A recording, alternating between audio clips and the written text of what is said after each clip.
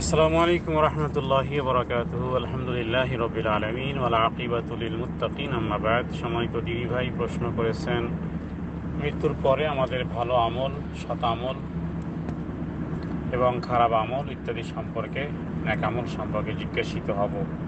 বাকি পৃথিবীতে অনেক জ্ঞান ছড়িয়ে ছিটিয়ে আছে, সেগুলো সম্পর্কে আমরা জিজ্ঞাসিত হব কিনা, এই ছিল আপনার প্রশ্ন। আল জবাব বিল্লাহি তৌফিক, আল্লাহুল মুস্তাআন। আল্লাহ তাআলা আদম আলাইহিসসালাতুওয়াসসালামকে দুনিয়াতে পাঠানোর পরে যে ঘোষণাটি দিয়েছিলেন, আর তা ছিল যে ফামান তাবিআ হুদায়া, আমার পক্ষ থেকে হেদায়েত আসবে, যদি সেটাকে অনুসরণ করো তাহলে ফালা খাউফুন আলাইহিম ওয়ালা হুম ইয়াহজানুন, তাহলে কোনো চিন্তাও নেই, পেরেশানিও নেই। তার মানে আগের ঠিকানায় জান্নাতে আবার পুনরায় আসতে পারবে। আসমান থেকে যে সমস্ত ওহীগুলো এসেছে দুনিয়াবাসীর জন্য, ওহিয়ে মাতলু ওহিয়ে গায়রে মাতলু, কোরআন এবং সুন্নাহ, প্রত্যেক ব্যক্তিকে যে সমস্ত বিষয়গুলো জানতে হবে, যেটাকে বলা হয় তিনটি মূলনীতি,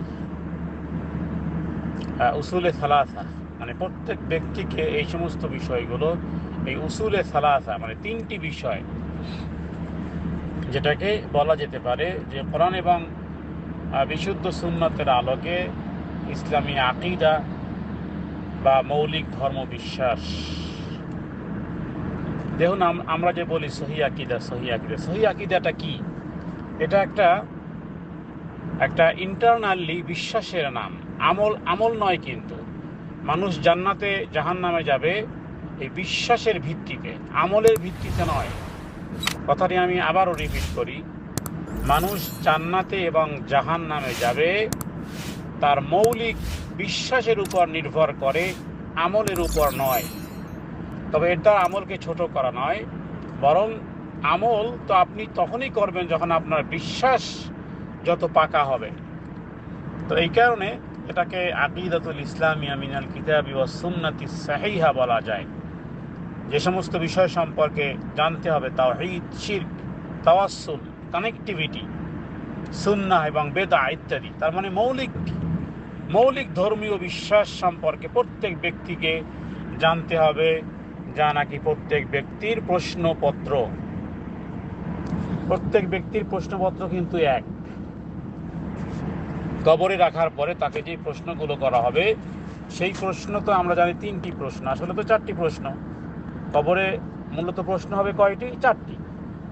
মার রব্বুক ওমা দীনুক ওমা নাবিয়্যুক ওমা নাবিয়্যুক, এই তিনটি প্রশ্ন তো আমরা জানি। মার রব্বুক, তোমার প্রভুকে, তোমার ধর্ম কি, তোমার নবীকে। কিন্তু এই তিনটি প্রশ্নের সাথে কিন্তু আরেকটি প্রশ্ন আসে, ফেরেশতারা করবে যে এগুলো তোমরা কিভাবে জানলে? মা দারাইতা, তুমি কিভাবে জানলে এটা? তখন সে ব্যক্তি কি বলবে?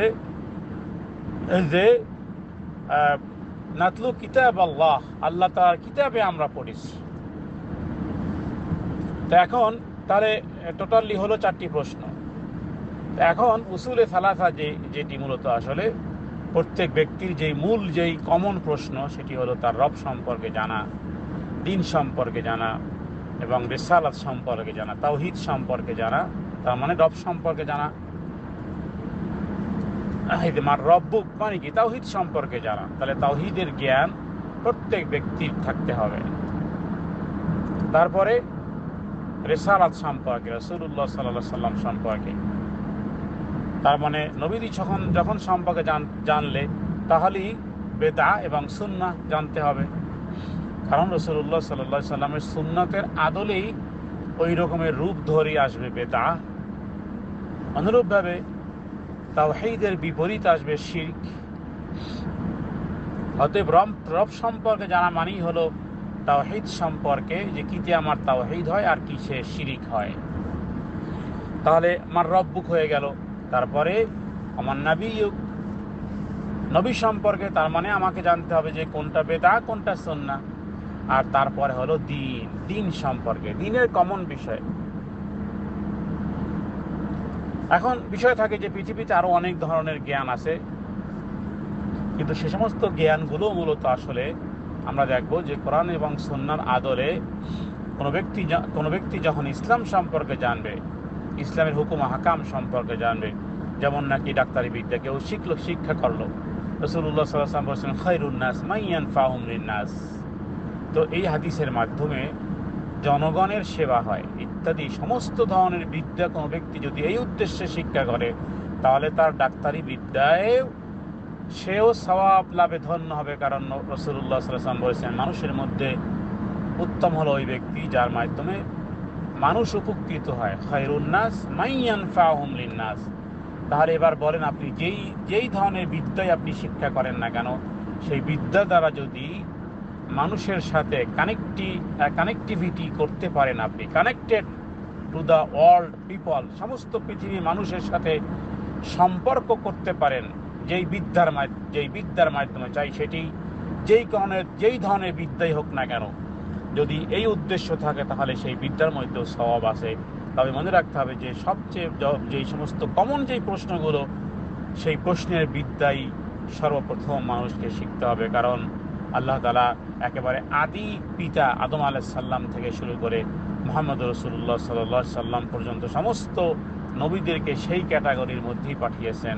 আর আল্লাহর পক্ষ থেকে এসেছে হেদায়েত, ফামান তাবিআ হুদায়া ফালা খাউফুন আলাইহিম ওয়ালা হুম ইয়াহজানুন। অতএব আগে নিজেকে সেভ করতে হবে, আর নিজেকে সেভ মানে হলো জাহান্নাম থেকে সেভ করার জন্য এই বিদ্যা জরুরি, তাওহীদের বিদ্যা জরুরি, রিসালাতের বিদ্যা জরুরি। অতএব এই বিদ্যাগুলোই মূলত প্রথম পর্যায়ে ব্যক্তিকে জানতে হবে। তারপরে যদি অন্য কেউ বিদ্যা জানতে পারে তাহলে সেটি তার জন্য মোর বেনিফিট, কিন্তু সেজন্য সে জিজ্ঞাসিত হবে না। আল্লাহ তাআলা আ'লাম। সাল্লাল্লাহু আলা সাইয়্যিদিনা মুহাম্মাদিন নবিয়্যিল উম্মি ওয়া আলিহি ওয়াসাল্লাম।